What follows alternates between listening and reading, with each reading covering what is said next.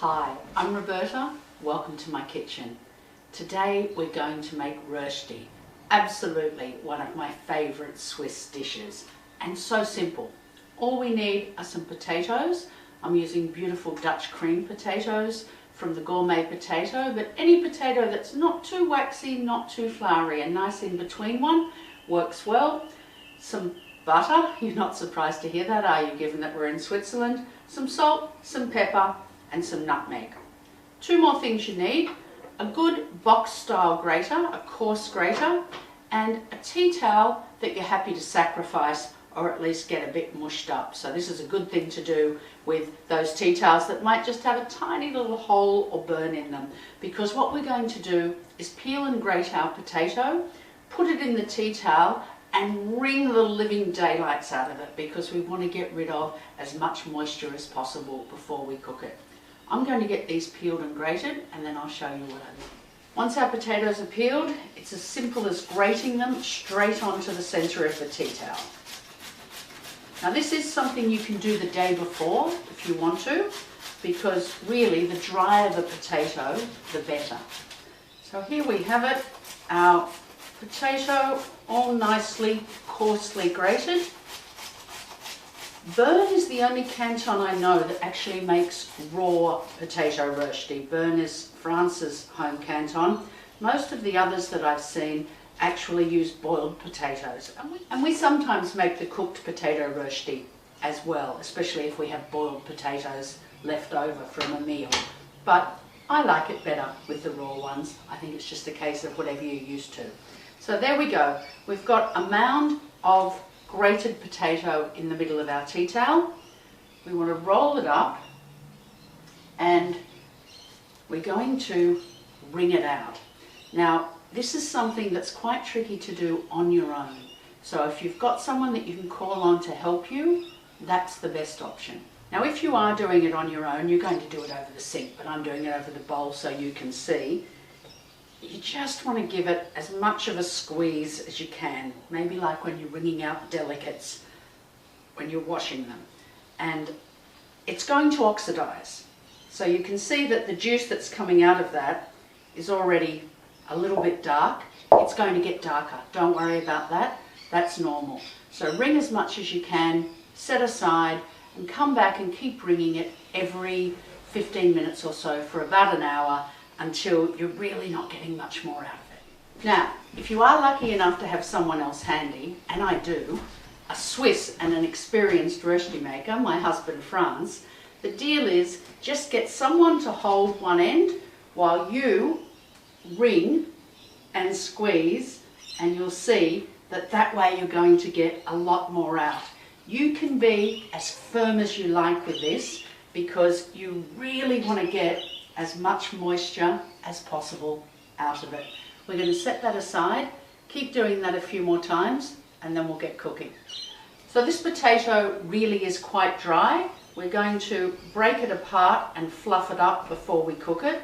As I said, it's going to be a bit oxidized. That doesn't matter. That color's going to disappear once it's cooked. So you don't want it hitting the pan all matted together. Give it a good fluffing, and then we'll take it to the stove and get cooking. The other thing that's really important for a successful rösti is a very clean, heavy-based pan. So I gave this a good scrub with steel wool before I started. Now I've melted half my butter with a teaspoon of oil over a medium-high heat, in with my potato, and we're going to pat that down into a potato cake. We can do that starting with our fingers, and then once it's nice and firm, you're going to turn it down to medium now and come in here with a spatula and just tidy up those sides. Now this is a tiny rösti. In Switzerland, they'd never make a rösti this small, at least not that I've seen. It's always a rösti for 6 to 8 or even more people. So there we go. We want even thickness, and we want those sides brought in quite nicely. So once you're satisfied that you've got a nice tidy edge to it, on with the lid, and we're just going to let it cook and steam for about 5 minutes. So after about 5 minutes, depending on your pan, it might be 6, you can just start to see a little bit of colour there around the edges. And now I'm going to give it a little more butter. So around those edges, we're just going to dot half of that remaining butter. We want those edges nice and crisp, and that's also going to seep underneath. And we'll pop the lid back on and give it another 5 minutes. So after another 5 minutes, we want to be able to, yes, and we can. We want to be able to shake the pan and it slides around. I think you can see, hopefully, it's starting to get quite crisp and golden around the edges. If you can't shake it loose at this stage, you're going to get in there either with an egg lift or probably with the little spatula and just loosen it. But that's going well. I'm going to cover it, give it another 3 to 5 minutes until that pale gold that you can see there is quite dark golden. Okay, I can see that, sizzle. I can see that's nice and dark golden and crisp around the edges. Good sprinkling of salt. There's a lot of potato there. It needs plenty of salt. Don't be shy.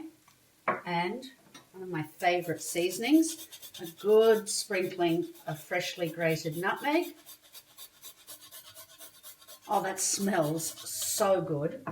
And not too much with the pepper, but a nice grind of white pepper. Now in Switzerland, this would be flipped. I'm going to show you how to turn it out using a plate. So in Switzerland, the Rösti maker would be giving this a good slide, and remember, it's going to be much larger than this. It would be triple, maybe quadruple the size, and they're going to very deftly flip it over. I've never even tried. I've always been astounded when I've seen it done. But what I do, and what I recommend you do, unless you have Rösti making skills I don't know about, is pop a plate on top of the pan, and with a deft 1, 2, 3, flip it over like that. Ouch, without burning yourself. Flip it over like that. And there we go. Oh my goodness. How perfect is part 1 of our Rösti. Now we're going to take this back to the stove, melt some more butter and slide it back into the pan. Let's go. So the rest of our butter is in our pan. Our Rösti slides back in. It's going to be a little bit sticky, so use the spatula to help it. Some more nutmeg on top.